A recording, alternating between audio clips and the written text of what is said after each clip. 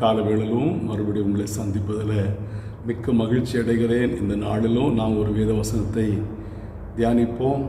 33 சங்கீதம் 9 வசனம். சங்கீதம் 33:9. அவர் சொல்ல ஆகும், அவர் கட்டளை நிற்கும். இந்த வசனத்தில் சங்கீதக்காரன் சொல்கிறார், அவர் சொல்ல ஆகும், அவர் கட்டளை நிற்கும் என்பதாக. இன்றைக்கு நம்முடைய காரியங்களாக ஒரு கல்லூரியில் இடம் கிடைப்பதற்கோ அல்லது ஒரு வேலை வாங்குவதற்கோ நாம் சில அமைச்சர்களை அணுகுகிறோம். அவர்கள் அந்த குறிக்கப்பட்ட கல்லூரியில் அல்லது தொழிற்சாலையில் கூப்பிட்டு, அதாவது அலைபேசியிலே அல்லது நேரடியாகவோ அங்கு உள்ளதான முதன்மையான ஆட்களை கூப்பிட்டு ஒரு வார்த்தை சொல்வார்களானால் அந்த கல்லூரியில் அல்லது அந்த தொழிற்சாலையில் வேலை கிடைத்துவிடும். அவருடைய வார்த்தைக்கு அவ்வளவு மதிப்பு காணப்படுகிறது. இந்த உலகத்தில் வாழக்கூடியதான கொஞ்சம் பெரிய மனிதர்களுக்கு அவ்வளோ மதிப்பும் மரியாதை இருக்குமானால் நம்முடைய ஆண்டவராகிய இயேசுக்கு எவ்வளவோ மதிப்பு இருக்கிறது.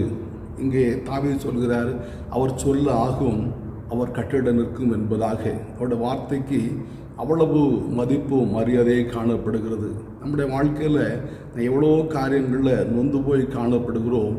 அந்த பிரச்சனை மாற வேண்டுமானால் ஆண்டவர் நமக்காக ஒரு வார்த்தை சொல்லுவாரானால் அது அப்படியே நடைபெறும் என்று வேதத்தினூடாக நாம் வாசிக்கிறோம்.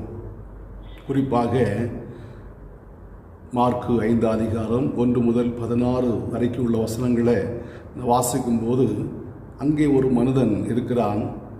அவனை லேகியோன் என்று சொல்லக்கூடியதான பிசாசு பிடித்திருக்கிறது. அவன் அநேக நாட்களாக கல்லறைகளில் குடியிருக்கிறான். கற்களினால் தன்னை காயப்படுத்துகிறான். அவனை அடக்க ஒரு மனிதனாலும் முடியவில்லை. அவனை சங்கிலினாலும் விலங்கினாலும் கட்டினாலும் அந்த கட்டுகளை அறுத்து கொண்டு வெளியே வந்து விடுவான். அவனை அடக்க ஒரு மனிதனாலும் முடியாது என்று நாம் இங்கே வாசிக்கிறோம். பிரியமான தேவனுடைய பிள்ளைகளே, இயேசு அந்த பக்கமாய் வந்தபோது அந்த மனிதன், பிசாசு பிடித்த மனிதன், அவருக்கு எதிராக வந்து சொல்லுகிறான், என்னை வேதனைப்படுத்த வந்தீர். காலத்து முன்ன ஏன் என்னை வேதனைப்படுத்த வந்திருக்கிறீர்?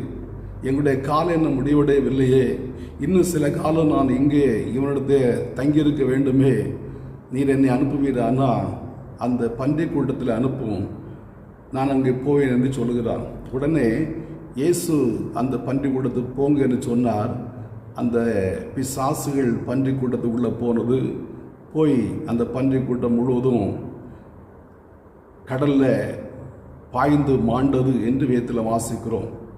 பாருங்க, அந்த மனிதனை அடக்க ஒரு மனிதனாலும் முடியவில்லை. அவன் கற்களினாலே தன்னை காயப்படுத்தி கொண்டிருந்தான். அவனை அடக்க யாராலுமே முடியவில்லை.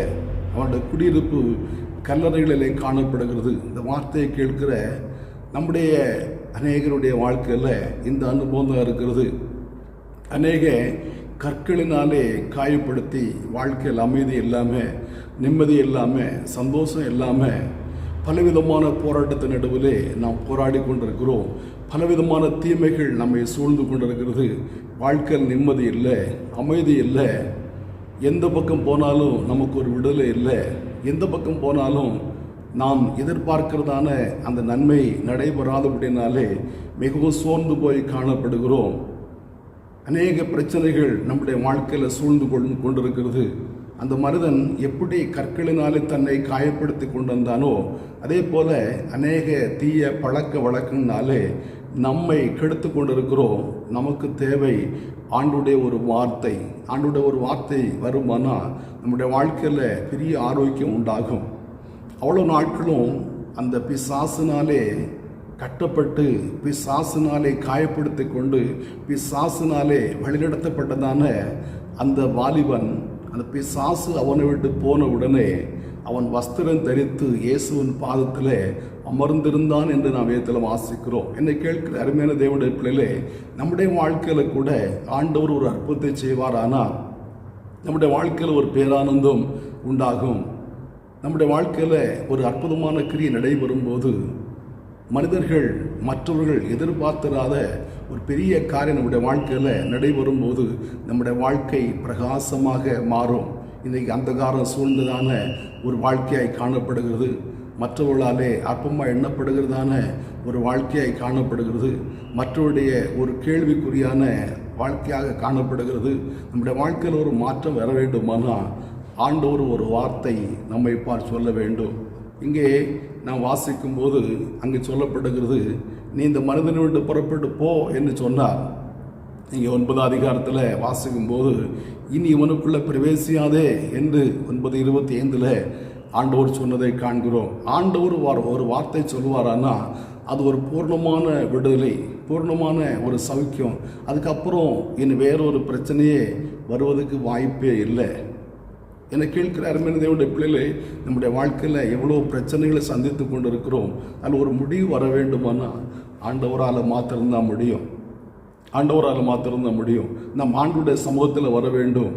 ஒன்று புரிந்து கொள்ளுங்க, அந்த மனிதன் இயேசுவை தேடி போகவில்லை, இயேசு அவனை தேடி வந்து அவனுக்கு சுகம் கொடுத்தார். எத்தனையோ ஆண்டுகளாக அவன் கல்லறையில் வாசம் பண்ணியிருப்பான். எத்தனையோ ஆண்டுகளாக அந்த பிசாசோட போராடி கொண்டு இருந்திருப்பான். ஆனால் இயேசு அவனை தேடி வந்து அவனை சுஸ்தமாக்கினார். அவனை தேடி வந்து அவனுக்கு யாரும் சிபாரிசு பண்ணவில்லை, யாருக்கு அவனுக்காக பரிந்து பேசவில்லை. இயேசு தேடி வந்து அவனை விடுதலையாக்கினார், பிசாசுடைய பிடியிலிருந்து விடுதலையாக்கினார். இந்த காலவேளையிலும் உங்களை தேடி இல்லம் தேடி ஆண்டவராய் இயேசு வந்து உங்களை விடுவிக்கும்படியாக விரும்புகிறார். ஆண்டவரே, என்னுடைய வாழ்க்கையில் இந்தந்த பிரச்சனையோடு நான் காணப்படுகிறேன், இந்தந்த காரியத்தோடு நான் போராடி கொண்டிருக்கிறேன், இல்லை எனக்கு ஒரு விடுதலை வேண்டும் என்று ஆண்டவரை பார்த்து சொல்லுவீர்களா, உங்களை விடுவிக்க அவர் வல்லவராய் காணப்படுகிறார். அப்போஸ்தலர் 10:38 வாசிக்கும் போது அவர் நன்மை செய்கிறவராகவும் பிசாசின் பிடியில் அகப்பட்ட யாவரையும் விடுதலையாக்கும்படியாகவும் சுற்றி திரிந்தார் என்று வேதத்தில் வாசிக்கிறோம். உங்களுக்கு ஒரு நன்மை செய்யும்படியாக, உங்களுக்கு ஒரு அற்புதத்தை செய்யும்படியாக இந்த காலவேளையில் உங்களுடைய இல்லம் தேடி ஆண்டவராய் இயேசு வந்திருக்கிறார். ஒரு அற்புதத்தை செய்யும்படியாக உங்களை தேடி வந்திருக்கிறார். உங்களை ஒரு அற்புதத்தை செய்ய அவர் வல்லவராய் காணப்படுகிறார். அவருடைய வாயிலிருந்து புறப்படுகிறதான ஒவ்வொரு வார்த்தையும் வல்லமை உள்ளதான வார்த்தை.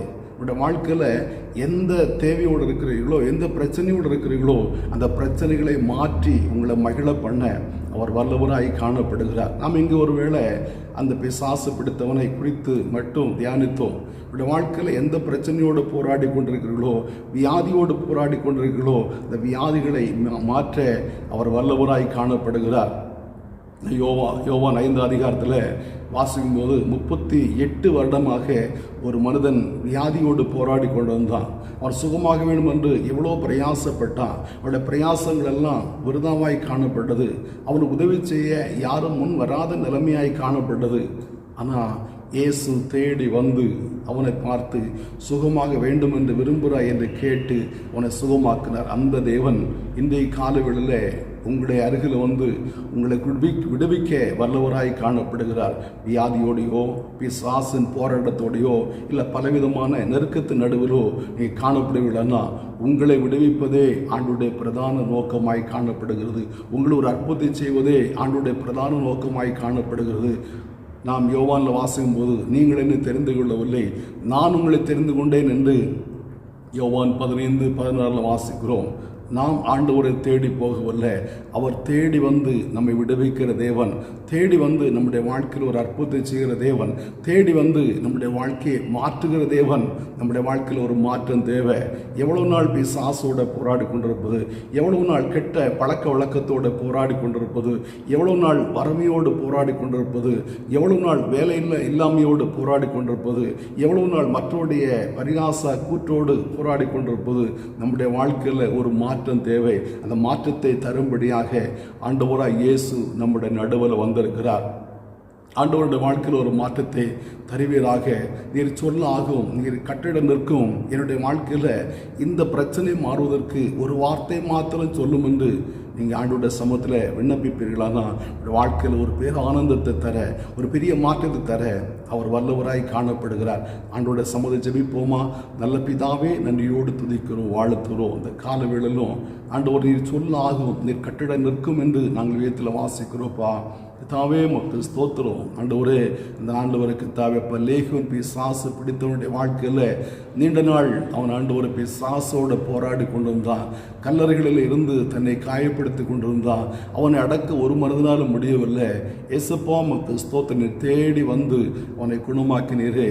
ஏசப்பா அந்த கால வேளையில் அந்த வார்த்தையை கேட்கிற அருமையான நம்முடைய பிள்ளைகள் ஆண்டவரை கத்த பலவிதமான பிரச்சனையோடு போராட்டத்தின் நடுவில் போராடி கொண்டிருக்கிறாளப்பா. உதவி செய்ய யாரையோ நாடி ஒருவரால் முடியாத சூழலாய் காணப்படுகிறது. கர்த்தாவே உமக்கு ஸ்தோத்திரம். தேடி வந்து சுகமாக்குற தேவன், தேடி வந்து விடுவிக்கிற தேவன், தேடி வந்து எங்களுடைய வாழ்க்கையில் ஒரு மாற்றத்தை தருகிற தேவன். இந்த காலவேளையில் இந்த வார்த்தையை கேட்கிற நம்முடைய பிள்ளைடைய வாழ்க்கையில் ஒரு மாற்றத்தை ஆண்டவர் தர வேண்டும் என்று ஜெபிக்கிறப்பா. ஏசப்பா வியாதியோடு போராடி கொண்டு வந்த அந்த 38 வருட வியாதிஸ்தனை நீ தேடி சென்று குணமாக்குற தேவன். ஆண்டவர் நம்முடைய வார்த்தையில் வல்லம் இருக்கிறது. ஆண்டவரே நீ சொல்ல ஆகுமே, நீ கட்டடம் நிற்குமே. ஆண்டவரே இயேசுப்பா உமக்கு என்னுடைய வாழ்க்கையில் ஒரு அற்புதத்தை செய்து இல்லை மகிழ பண்ணுங்க. இந்த காலவேளையில் இந்த வார்த்தையை கேட்கிற எல்லாருடைய வாழ்க்கையில் அந்த அனுபவத்தை தந்துவிட வேண்டும் என்று ஜெபிக்கிறப்பா. கர்த்தாவே உமக்கு ஸ்தோத்திரப்பா. ஸ்தோத்திரம் திருநாமத்தை மையப்படுத்துங்க. அப்பாவுடைய கரங்கள் அர்ப்பணிக்கிறோம். இயேசுவின் பிதாவே. ஆமென் ஆமென். ஆண்டவர் நம்மை ஆசீர்வதிப்பார்.